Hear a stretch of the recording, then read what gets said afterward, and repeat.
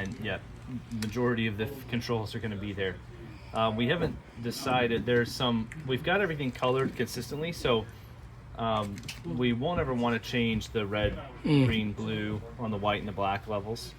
Even the black levels on here, we've got those dialed in to 0.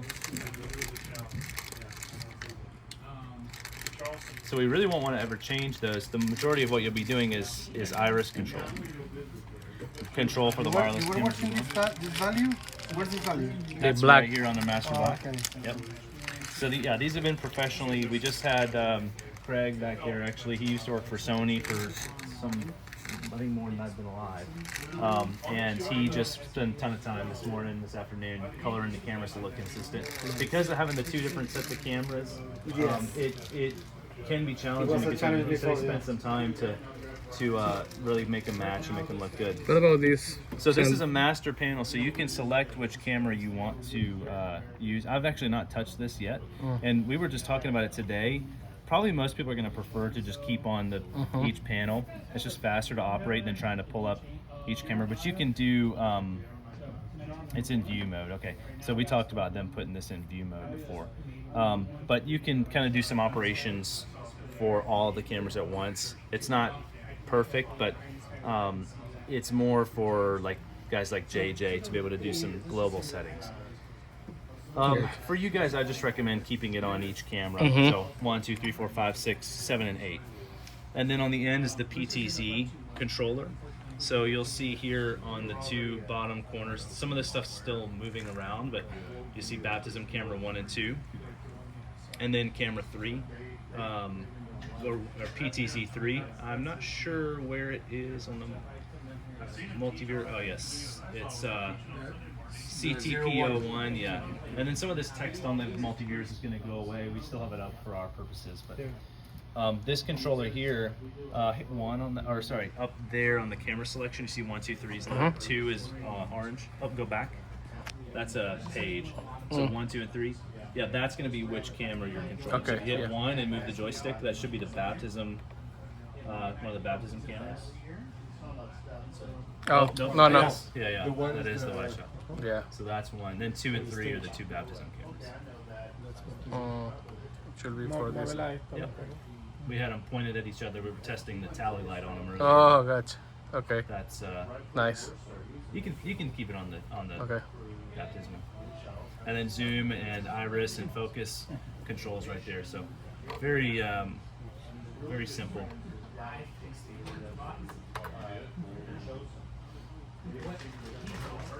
Nice. No, it's something like there. Yeah. Good. There you go. 3-second camera. So we have just one there before, right? Or no? We did in that spot, and then we had that Okay. other camera up in the top corner, but that wasn't movable. Oh, gotcha. Both of these are fully controllable. Gotcha. So they Gotcha. were kind of thinking we could do a wide shot and a tight shot on that Oh, center okay. section. So we don't have the wide shot on the corner anymore. Yeah, the camera is still there. We're repurposing it as sort of a utility camera, but that one's been We have everything 1080p right now, right? 1080p. Yes. Yeah. I have almost 5 years waiting for that. Yeah. That's yeah. This Sunday is going to be the film, so Yeah. Oh, cool. Yeah, no, 1080p was a funny one. So I used to work at Elevation, and we had everything in 1080i still. And I was working on upgrading the 1080p before I stepped down. But there's always these little things, and we were chasing it yesterday. There's all kinds of little converters and things that don't support 1080p that'll get you. So I was always afraid to do that switch because I was like, I don't know what I'm going to find that's not going to work all of a sudden. And I have a week to figure it out. Maybe that's another conversation, but are you planning to change the camera at the bridge? Because I not think at we the have moment. two cameras there, and that were your interlace. Just work on interlace. It's not possible to change Gotcha. to progress. I think. Yeah, But we're not changing over there at the moment. That system's going to stay. But there's one feed coming back over here for From there? one of the game film system or something. But yeah, those are all going to stay. Okay, nice. 1080i. So already. so you're still changing the multi-view, right? Yep. But Question: the program will stay there, will remain there, or will be moved in the center? I believe program's going to stay there, preview program, and we kind of work through some of this with JJ. But it'll stay in this area so that the switcher can view it. But these are going to have program in based on what we're sending. So like right screen, left screen, some of these other windows I was are thinking going to because, have. you know, the one like mostly watching the program is the video director. Yep. No, someone's the switcher. Yep. So it'll be stand here or sitting here, you know, in the middle. Yeah, But I think we're it is what it is, you know. But I'm just asking. And I think the multi-viewers are probably going to evolve a bit more because we're setting a base, and we work with JJ a little bit, and JJ's out the rest of the week too. Yeah. So we're kind of working on doing our best, or taking our first best guess. But JJ will have the ability to change whatever he wants, Yeah. and you guys will be able to collaborate and do whatever you need to make these look. And that's one of the reasons this part of the system is such a big deal, because these multi-viewers can really do anything you want.